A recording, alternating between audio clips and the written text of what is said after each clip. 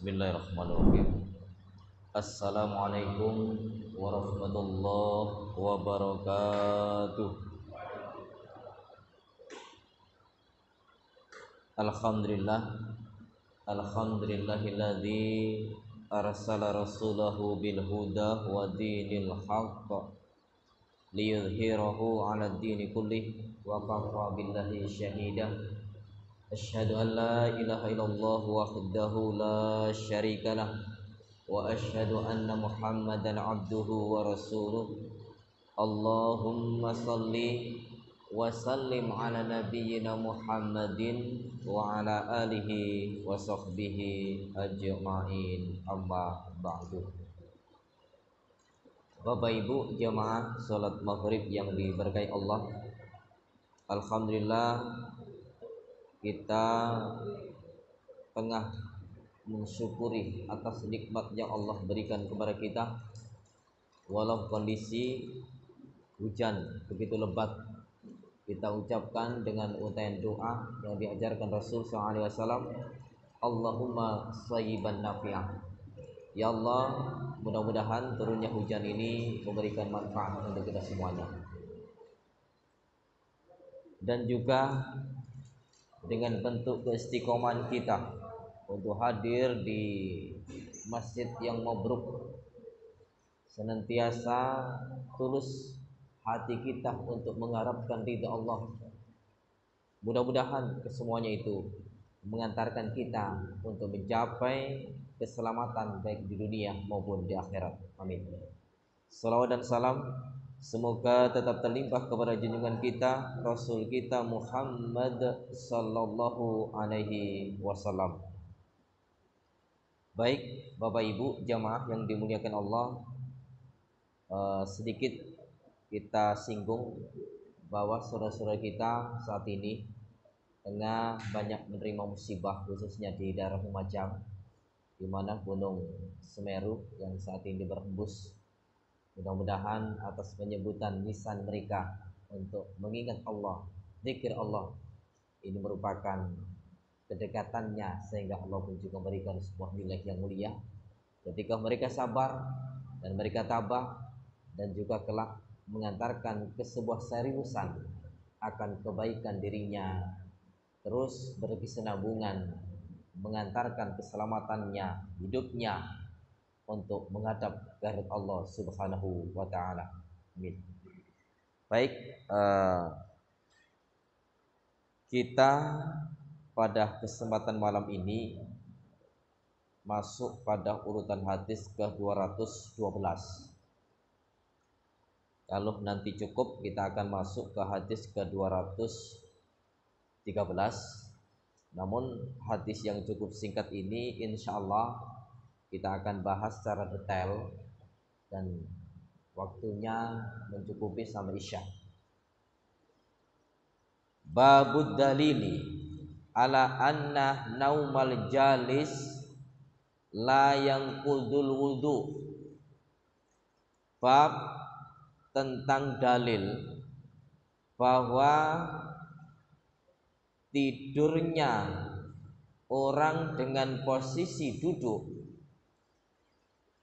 itu tidak membatalkan wudu. Hadisu Anas bin Malik radhiyallahu anhu qala uqimatis shalah wan nabiyyu yunajih rajulan fi janibil masjid fama qama ila shalah hatta namal qaum. Hadis yang bersumber dari Anas bin Malik radhiyallahu anhu, ia berkata, isi perkataannya, uqimatis shalah, iqamah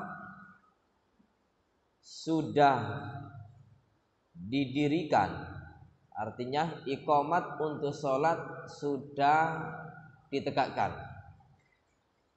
Wan nabiyyu yunadi wan nabiyyu yunaji rajulan.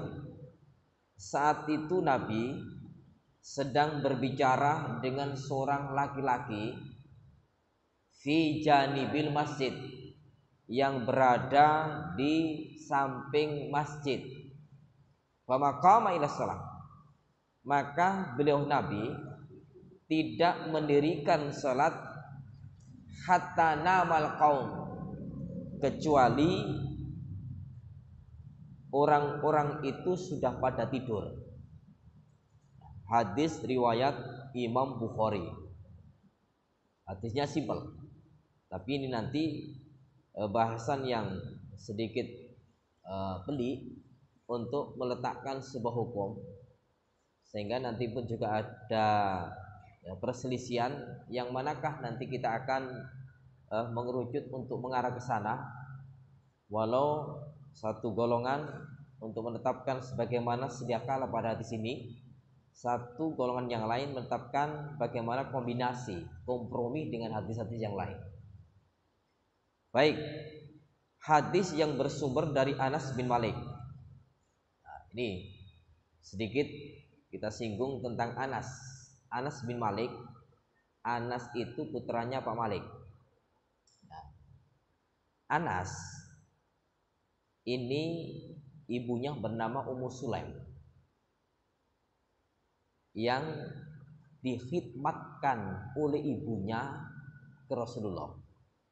Artinya ibunya itu ikhlas bahwa anaknya itu menjadi khodam Rasul, menjadi pembantu, menjadi pelayan. Padahal usianya itu masih 10 tahun. Berkhidmat di hadapan Nabi, membantu menyediakan air dan juga melayani yang lain. Anak kecil yang usia segitu itu diterima oleh Rasul. Rasul tidak pernah mengatakan sesuatu yang menyinggung perasaan Anas sama sekali.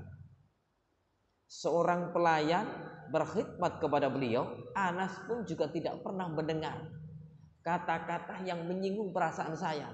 Tidak pernah Rasul bilang seperti itu. Sehingga saya enjoy, saya nyaman, dan saya itu enak mendampingi Rasul SAW. Maka tidak heran beliau juga mendapatkan doa dari Rasulullah dengan isi doa itu, Allahumma akfir malahu wa waladahu wa barik laufi. Ini doa ini mujarab disampaikan oleh Rasul kepada Anas, dan terwujud doa ini dikabulkan oleh Allah, sehingga Anas sesuai apa hadis tadi. Allahumma akfir, ya Allah perbanyaklah malahu, hartanya, wa waladahu, dan anaknya, dan berkailah hidupnya. Anas hartanya banyak, kaya raya, dan dermawan. Anaknya pun juga demikian, itu banyak, sehingga dikisahkan dalam riwayat itu kurang lebih dari keturunannya Anas ya sama cucunya itu sekitar 100 lebih. 100. Hartanya banyak. Ya, hartanya banyak. Makanya usia Anas itu pun juga barokah. Nah, keberkahan tadi, Anas yang usia 10 tahun dititipkan dari Rasulullah SAW, kemudian mengabdi dan berkhidmat menjadi khaddam Rasul selama 9 tahun lebih sampai beliau wafat. Dikatakan dalam riwayat bahwa Anas genap usia 20 tahun Rasul meninggal. 20 tahun. Dan 83 tahun. Nah, 83 tahun setelah wafat Rasul SAW, Anas bin Malik masih hidup. Sehingga usianya pinten lho? 103 tahunan gitu. 103 tahunan. Itu usianya Anas bin Malik. Luar biasa, dan juga termasuk perawi hadis. Kalau urutannya sih kita perhatikan hadis-hadis yang diriwayatkan oleh sahabat membawa hadis, menceritakan hadis itu yang paling banyak hadisnya itu Abu Hurairah. Abu Hurairah itu mencapai hadis 5.374 Abu Hurairah. Kemudian disusul bawahnya Abdullah bin Umar. Abdullah bin Umar itu masih di bawahnya 2630. Kemudian Anas bin Malik 2286. Kemudian disusul Aisyah kalah walau beliau istrinya 2210. Baru Jabir bin Abdullah 1660. Baru bawahnya yaitu Abdullah bin Abbas 1540. Yaitu urutan-urutan sahabat yang meriwayatkan hadis dan disebut oleh para ulama hadis. Segitu perhitungan dari penelitian hadis-hadis yang diriwayatkan oleh sahabat-sahabat yang paling banyak urutan meriwayatkan hadis. Urutannya tadi itu Anas urutan ketiga. Nah, baik, kita kembali kepada permasalahan bahwa Anas ini menceritakan tentang kejadian yang terjadi. Anas bin Malik bilangnya apa? Iqamat untuk sholat itu sudah dikumandangkan. Sedangkan Nabi saat itu masih berbicara dengan seorang laki-laki yang berada di samping masjid. Kemudian selesai Nabi menuju sholat dan orang-orang sudah pada tidur. Tapi dikisahkan dalam hadis bahwa tidurnya para sahabat itu dalam keadaan duduk karena menunggu sholat. Jadi terangu-angu dalam riwayat lain ya dikisahkan riwayat Abu Dawud dan disahihkan hadis ini oleh Imam Nasruddin Al-Albani. Inna sahabah radhiyallahu anhu, sesungguhnya para sahabat semoga Allah meridhai mereka, kanu yantadzirunal isya. Mereka itu pada menunggu sholat isya. Nah, tidur menunggu sholat isya karena ngantuk.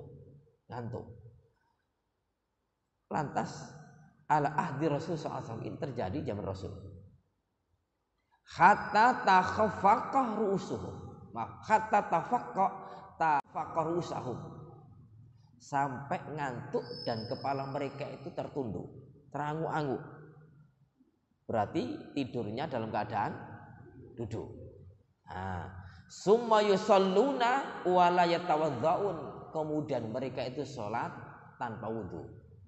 Rasul hadir, orang-orang bergerak.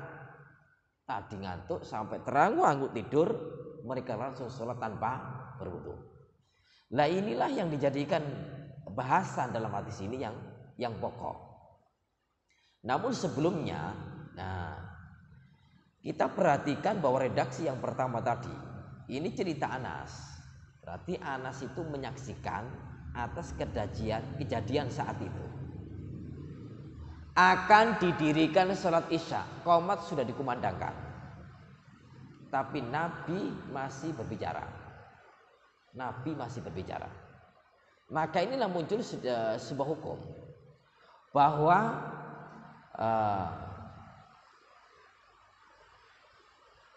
menurut al-mukhallaf menyambung iqamah langsung ke sholat itu bukan merupakan sunnah muakkad, tetapi sunnah biasa. Namun menurut Imam Malik, ya, kalaulah iqamat itu dikumandangkan kemudian belum didirikan sholat, cukup lama waktunya, jaraknya cukup jauh, maka hendaknya iqamat itu diulang lagi. Ini menurut Imam Malik. Kemudian ketika Rasulullah SAW sudah dikumandangkan iqamat, kemudian beliau sendiri tadi masih melanjutkan obrolannya dengan seorang laki-laki. Inilah Bapak Ibu sifat perhatiannya Rasul kepada umat. Dan kejadian ini kejadian yang tidak sering, kejadian yang tidak lazim. Dengan adanya seorang laki-laki semestinya orang itu menyadari iqamah sudah dikumandangkan, didirikan sholat segera. Namun apa respon Rasulullah? Tetap mengutamakan seseorang, tetap mengutamakan umatnya ketika umat itu ada sebuah kebutuhan, ada hajat yang insya Allah betul-betul penting saat itu, sehingga Rasul sampai mendekat dan Rasul membicarakan apa yang orang itu perlukan, apa yang orang itu perlukan. Maka di dalam riwayat yang lain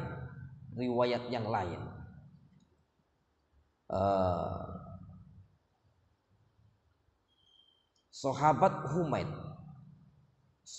Humaid At-Tawil pernah berkata, saya ini pernah tanya kepada sahabat Thabit Al-Bunani bahwa perihal seorang laki-laki yang berbicara setelah koma tadi, ya, Rasul meresponnya terus. Ini kejadiannya dalam riwayat Abu Daud disahihkan oleh Imam Nasrul-Albani. Uqimatis sholat, iqamat untuk sholat itu sudah selesai didirikan, sudah dikumandangkan qomat.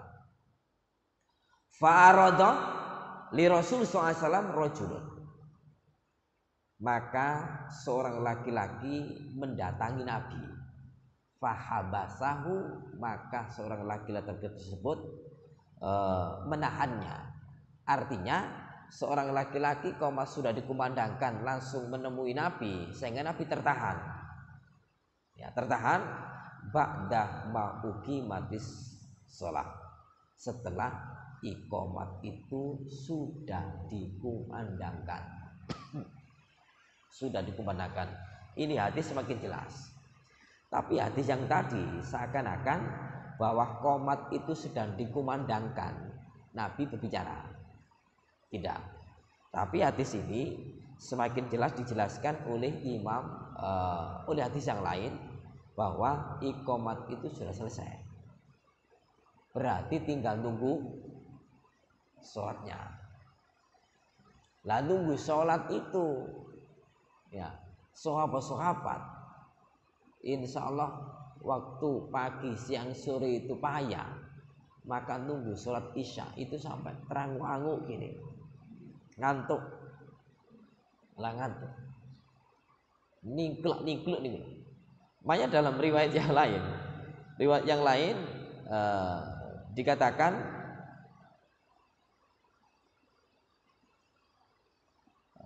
ini sudah kami catatkan hadisnya banyak,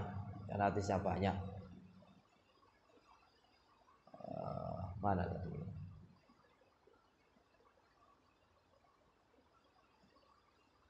Nah, ini laqad ra'aitu. Ini kata Anas lagi. Laqad ra'aitu ashabar Rasul sallallahu alaihi wasallam. Sungguh aku tahu, melihat para sahabat Rasul sallallahu alaihi wasallam yuqiduna lis-shalah. Ini bahasanya itu mereka langsung bangun untuk sholat. Hatta inilah asma li ahadi muqatiton, sehingga benar-benar aku ini mendengar salah seorang mereka itu tidur terangu-angu tadi loh, terangu-angu, ghatiton dalam keadaan mendengkur. Berarti nopo? Ya ini mendengkur. Cara Jawane ngorok. Sampai ngorok ngoten. Summa yusallu. Nah, kemudian Nabi datang, lalu sholat didirikan. Wala yatawaddaun, mereka tidak wudu.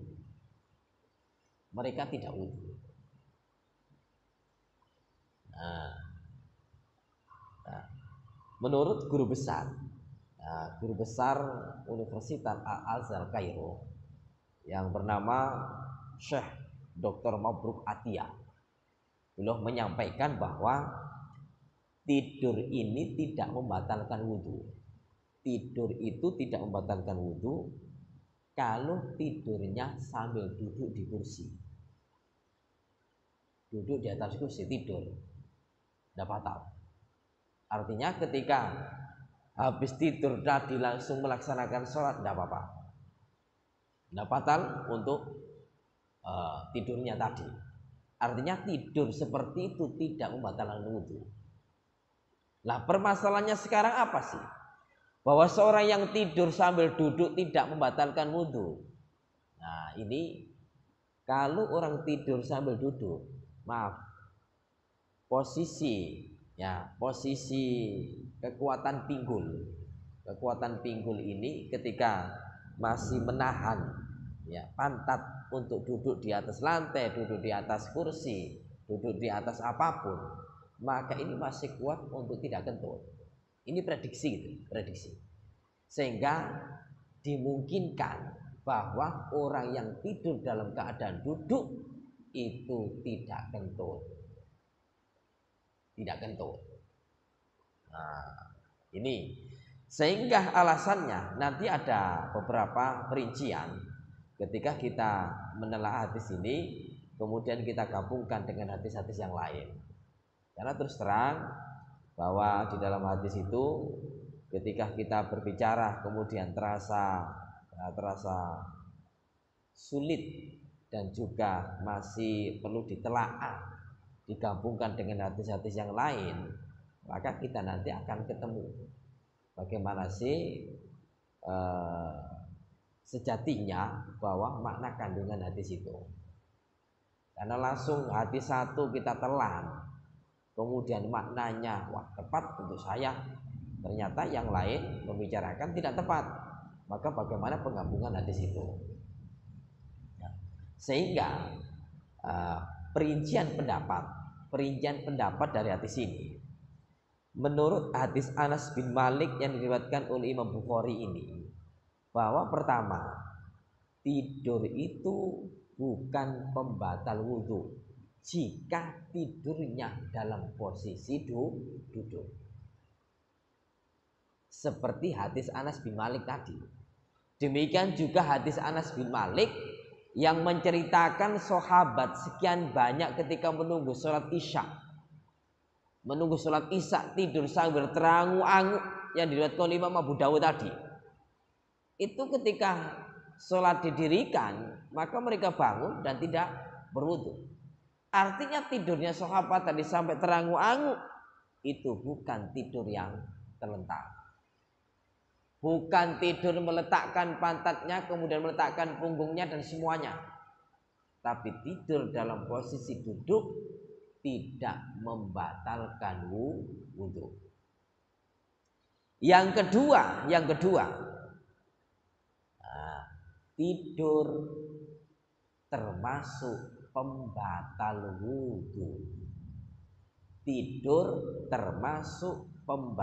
wudu. Ada riwayat dari sahabat Ali bin Abi Thalib. Ini yang menjadikan penggabungan hadis nanti. Riwayat Anas bin Malik nampaknya kontradiktif dengan riwayat Ali bin Abi Thalib. Riwayat Ali bin Abi Thalib ini berbunyi ini: Al-ainu wika usahi. Mata itu sumbatnya tidur. Mata itu sumbatnya dubur. Kita resapi. Mata itu sumbatnya dubur. Faman nama falyatawadza. Barang siapa yang tidur hendaklah berwudu. Bertentangan apa ora tadi? Kalau tadi tidur sambil duduk, bangun tidak wudu. Lah ini yang penting tidur. Siapa yang tidur hendaknya berwudu ketika mau sholat. Karena mata itu sumbatnya tidur. Kalau tidur, maka orang itu apa? kentut, bahasa gitu. Bahasanya kalau tidur batal. Gak tidur, ya, gak tidur berarti orang itu tidak batal. Maksudnya gini, maksudnya itu bahwa orang tidur, orang yang gak tidur itu tidak batal. Kemudian siapa yang tidur maka batal. Maknanya siapa yang tidur berwudu. Berwudu. Kemudian ya, pendapat yang ini adalah tidak semua tidur itu bisa membatalkan wudu. Tidak semua tidur. Maknanya bahwa ini adalah hadis dari kompromi Anas bin Malik tadi dengan hadis Ali bin Abi Thalib. Kalau hadisnya Anas bin Malik tadi tidur sambil duduk, tidak batal kan ya. Kemudian hadisnya Ali bin Abi Thalib tidur, tidak membicarakan tidur ini duduk ataupun tidur terlentang, maka batal wudunya dan habis tidur hendaknya berwudu. Hadis ini diriwayatkan oleh Imam Ahmad. Hadis nomor 887. Hadis riwayat Ibnu Majah 477. Hadis riwayat Ad-Darimi hadis nomor urut 749. Maka penggabungan hadis ini hasil kompromi dari hadis Anas bin Malik dengan hadis Ali bin Abi Thalib, bahwa ingat, tidur itu merupakan madhonnah hadas. Madhonnah hadas, peluang terjadinya hadas. Peluang terjadinya hadas. Karena itu, bagi orang yang tidur dan masih menyadari apa yang terjadi pada dirinya, orang yang tidur itu kan nggak semuanya kan nggak ingat gitu. Kadang tidur itu walaupun posisi duduk, kemudian walaupun posisi terentang, namun orang itu masih sadar bahwa dirinya itu tidak batal, masih sadar, maka ini tidak membatalkan wudu. Artinya sadar bahwa dia itu belum batal. Tidur sadar bahwa dia itu belum kentut, maka bangun kemudian sholat tidak berwudu, padahal tadi sudah berwudu, sudah bisa dilakukan untuk sholat. Ini hasil kompromi tadi. Kemudian kalau tidurnya itu sudah tidak sadar, nah ini baru, ini yang menjadikan sebuah permasalahan, ya, bahwa tidur sudah tidak sadarkan diri, maka bangunnya nanti hendaknya berwudu dengan landasan hadis yang diriwayatkan oleh Imam Muslim. Bunyinya gini: idza staiqadha ahadukum min naumihi, apabila salah seorang di antara kalian bangun dari tidurnya. Nah ini, apabila salah seorang di antara kalian bangun dari tidurnya, fala yaumis yadahu filina, maka janganlah tangannya dimasukkan ke air,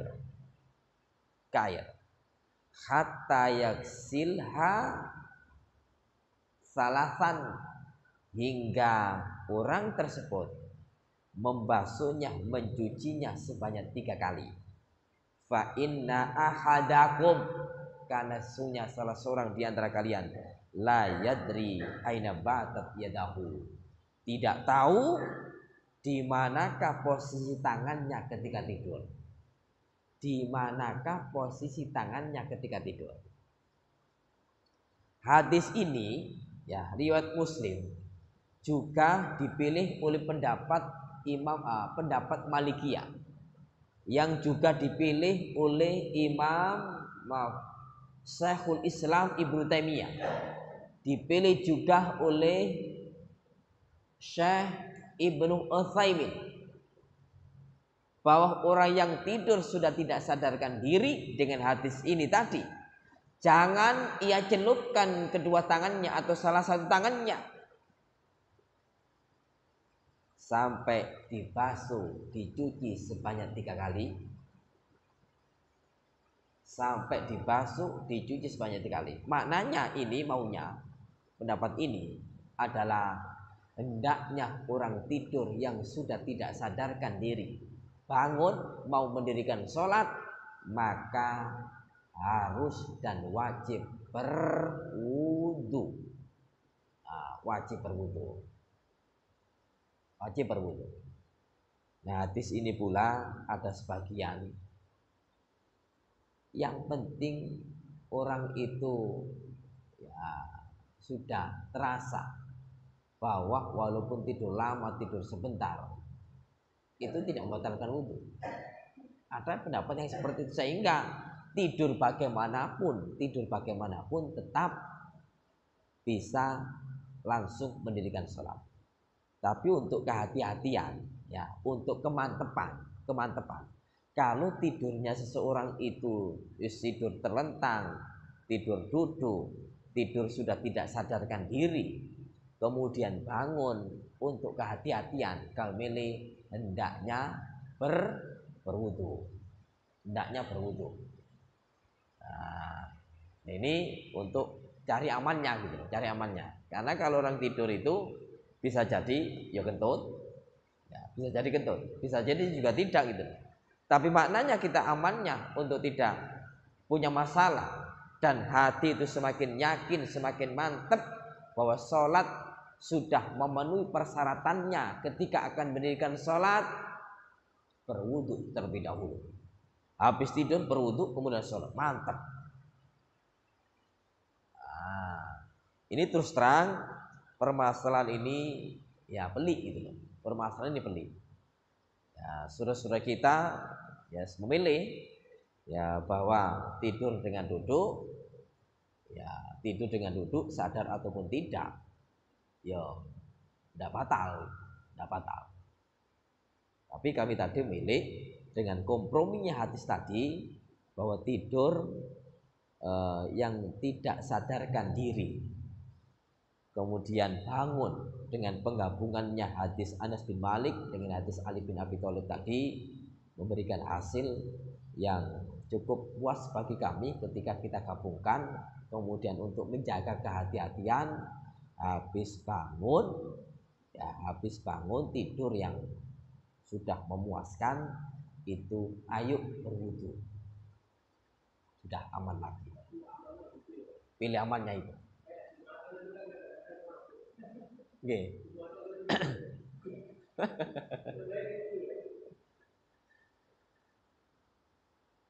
Maksudnya gini, lebih baik wudu tadi kalau tidurnya itu memang betul-betul pulas gitu. Nah, betul-betul pulas. Nah, itu amannya berwudu. Tapi kalau sering tadi nunggu Jumatan ya, ini banyak kan sekali. Banyak sekali saudara kita ketika dengarkan Jumatan teranggu-anggung ya. Nah, kalau Jumatan itu insya Allah nggak terlalu pulas tidurnya itu. Yes, adalah rasa kesadaran itu. Makanya ketika bangun kemudian qomat dikumandangkan, itu kan masih sadar gitu loh, masih sadar, maka sudah cukup, tidak berwudu, sudah cukup. Nah nanti kalau tidur sembarang tidur tadi, walaupun hanya terangu-angu tadi, ya maka sekian banyak orang Jumatan berarti harus apa? Berwudu dulu, sehingga dimungkinkan ini nanti sholatnya akan telat. Kan terus di mana-mana orang Jumatan itu, apa? Kata sing tilem, kata sing tilem. Nah ini dalam hadis ini cukup simpel, tapi sebagaimana judul yang dimaksud.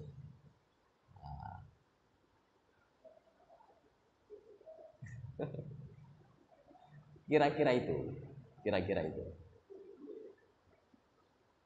Kira-kira ada yang disampaikan lagi?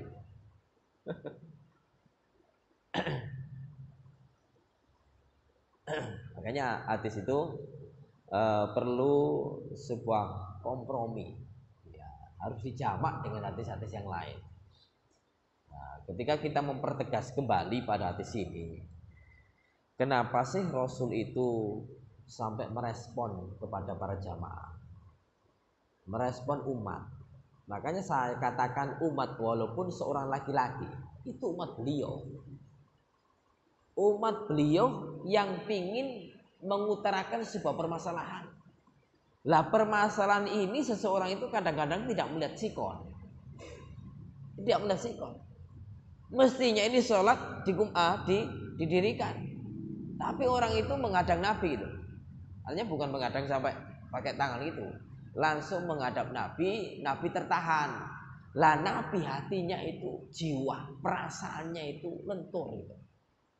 Perasaan jiwa Nabi itu sungguh belas kasihannya, akhlaknya mulia, sehingga menghadapi permasalahan sahabat, permasalahan umat itu lebih didahulukan, sehingga muncul sebuah kaidah darul mafasid, ya, muqaddamun ala jalbil masalih. Darul mafasid, menghilangkan mafsadah, menghilangkan kerusakan, itu lebih didahulukan daripada muqaddamun ala jalbil masalih, mengambil sebuah kemaslahatan. Artinya apa? Ketika qomat sudah dikumandangkan kemudian harus mendirikan sholat, itu kan bagus, maslahat, mulia. Tapi nanti seorang laki-laki tidak direspon, bisa jadi akan timbul ketidaknyamanan dalam diri Nabi. Satu, itu umatku, kenapa tidak aku urus? Itu umatku yang perlu jawaban, kenapa aku tidak meresponnya? Nah, ini hatinya Nabi itu lentur. Hatinya Nabi itu lentur. Tapi kelenturan seorang Rasul di hadapan para sahabat, di hadapan para umat, itu keberanian Rasul ketika melawan musuh 10 kali lipat daripada keberanian umatnya. 10 kali lipat daripada keberanian umatnya.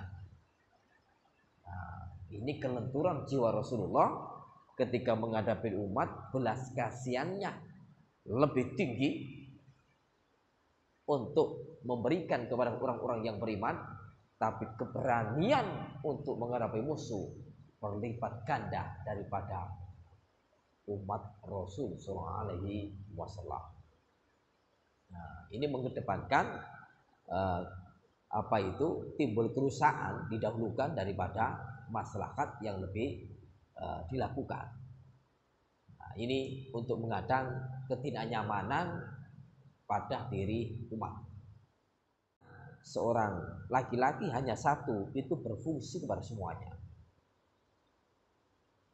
Ini Rasulullah. Kemudian ngobrol beliau itu di samping masjid. Di samping masjid. Nah, Masjid Nabawi itu kan selatannya itu adalah rumah Rasulullah. Ya, rumah Rasulullah. Ketika Rasul keluar dan mau masuk ke Masjid Nabawi, ya, karena berdekatan dan dempet dengan rumah beliau, ternyata laki-laki tadi langsung menghadap ke Rasulullah, terhadang Rasul, sehingga Rasul mengutamakan kepentingan umat. Toh itu ketika dikumandangkan iqomat, ya tidak wajib langsung segera dilakukan.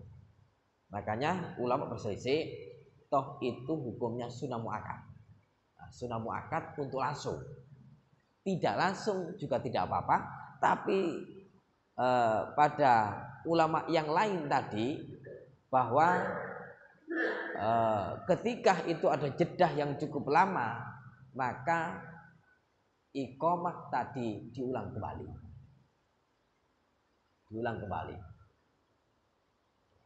Kadang-kadang kita jumpai seperti itu.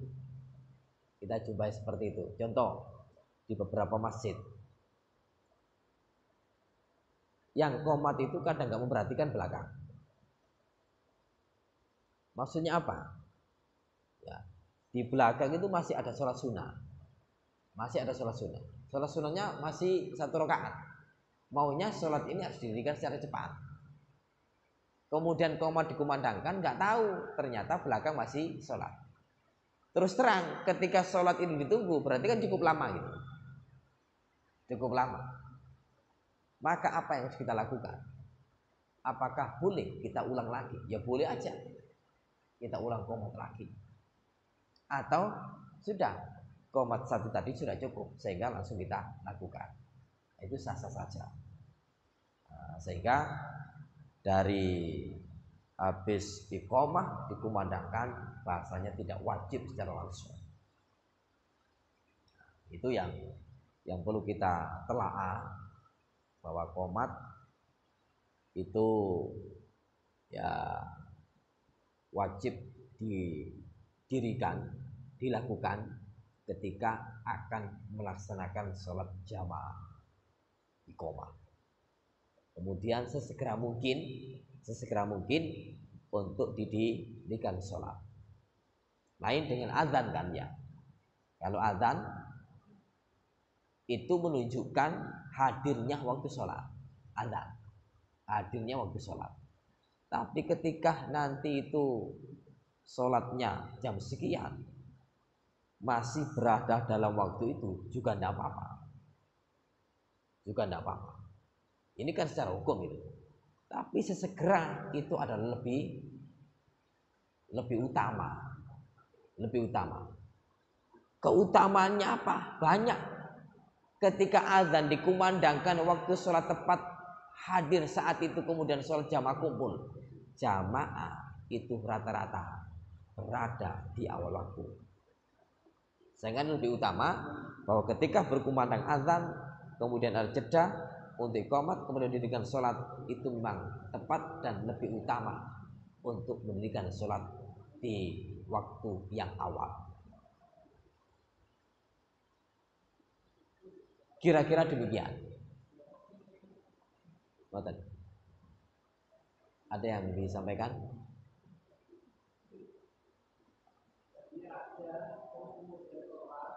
Ya. Iya, seharusnya itu nggak nunggu jeda.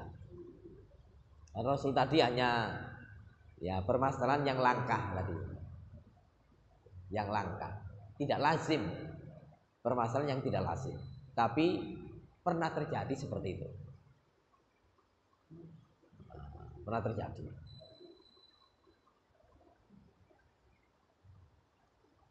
Cukup Pak? Aman. Bisa lah.